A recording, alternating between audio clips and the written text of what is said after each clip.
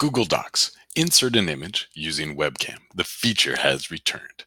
So this short video is going to show the idea of how to insert an image using your webcam so that that image can be there in your document.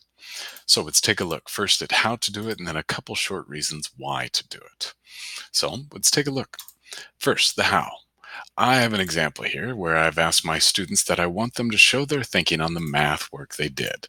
Not necessarily the best question in the world, but the idea of trying to show that they have done some math thinking. All right? So that they could have their scratch paper that they've written on. They could have their marker boards that they've organized and such. They could have that image then brought into the document. So let's go through that process one more time. First, wherever you want the image, put the cursor. Click. There's my cursor flashing on the screen here, right there. So now that I've got my cursor flashing on the screen where I want the image, I'm going to go to the menu choice right up here where it reads Insert, and I'm going to go down to Image, over to using the camera.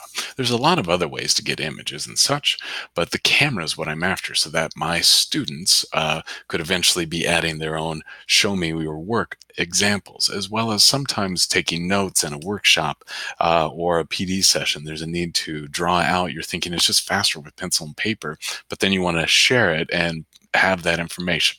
So from there, click camera.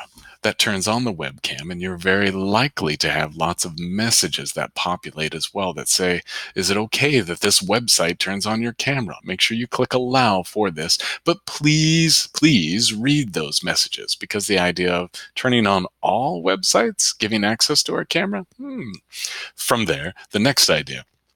You can see here this yellow camera button is there ready to roll and operate the camera, the webcam for it. I click. And I look to the right over here and I see, do I like this image or not? If I do, I keep it. If I don't, I take another one. I'm noticing between the two, the second one is more clear. So I'm going to now click on that second one to choose it as Insert. Some work happens. Now, here's the interesting part.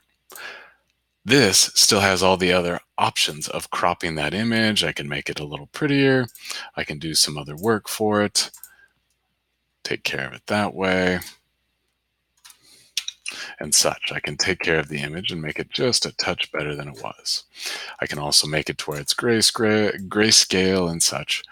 But in short, you can still edit the images, but getting them in real time or from real life onto a digital life, because a Google Doc can be turned into Google Classroom. Now, we've gotten the idea of how to do it. Now let's take a listen and think for a moment, and then take a listen for why to do it. As I was saying, now the why.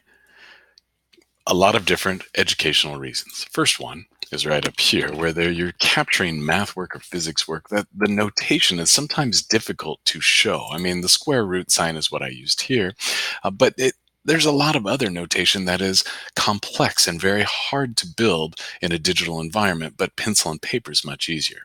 Being able to sketch out your notes and show some of the pictures, but have it in a space that's shared and easy to access, such as if there's a Google Doc amongst a team, but somebody just does notes better, but their notes should be shared, that image can take some of those pictures. From there, updating learning journals. Many of you use like a science notebook that is online, or a learning journal that processes, here's what we were doing over many, many days, whether it's reflective learning journal, what did I learn today, what questions do I have, whether it's connected to some of the Avid ideas that you're doing. This can then bring in the real world, the images that are needed there.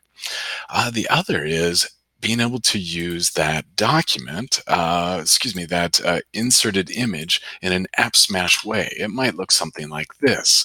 You're going to go to Insert, down to Drawing. A Google Drawing has a little bit more oomph to it than some of the other.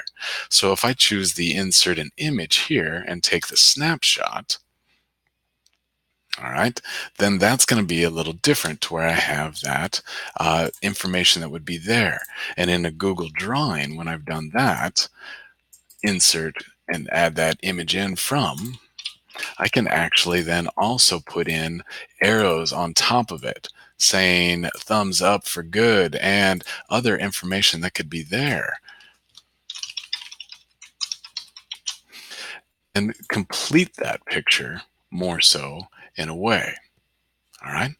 So, with that, having a Google drawing that has the inserted image, making that extra step there allows for the annotations and the highlighting and such to be drawn over top.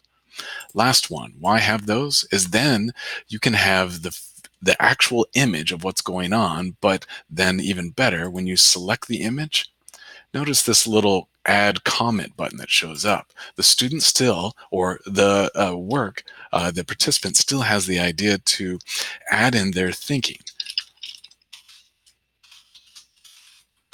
and even add those words in to contact specific people with the at symbol. If I wanted Sean Yu to make sure that he added in here, this at symbol followed by the Sean Yu's email address there, then that's going to send an email to Sean Yu that's going to force him to take a look at that and consider that with a direct link to this document. So what we've covered, insert an image using the webcam, how we did it. We showed that example of work being brought in, and then we have the idea of why one might do it. Watch for follow-up videos in the Google Docs playlist that I'll be sharing soon for ideas of how to apply the learning journals and then remembering the idea of inserting the image using a webcam.